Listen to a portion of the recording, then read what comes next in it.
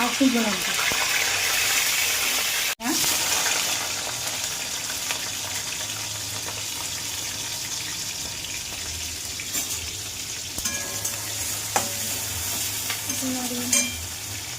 এবার দিলাম আলু।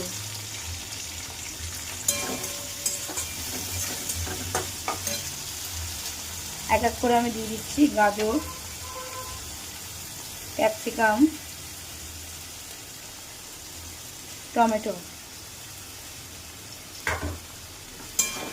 এবার একটু নাড়িয়ে দিলাম।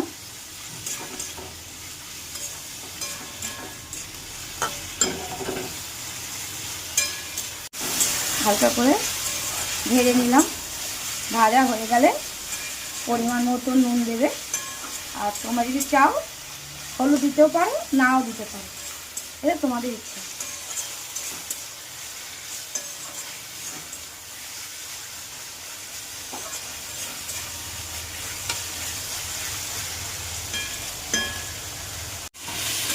হ্যালো বন্ধুরা, লালচে করে ভাজা করে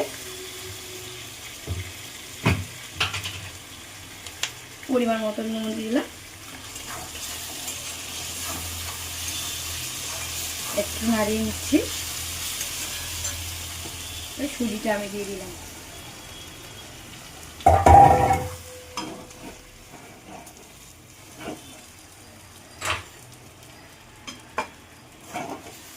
সুজিটাকে হালকা করে ভেজে নিতে হয় সবজির সাথে।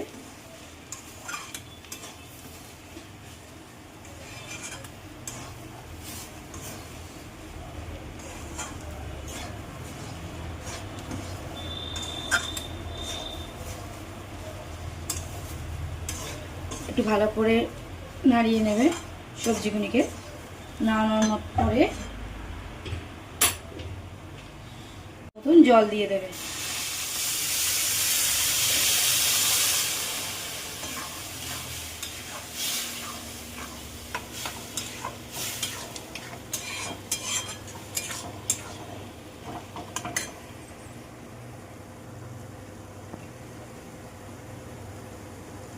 তো অপেক্ষা করব, ফুটে গেলে আমরা সুজিটাকে নামিয়ে দেবো।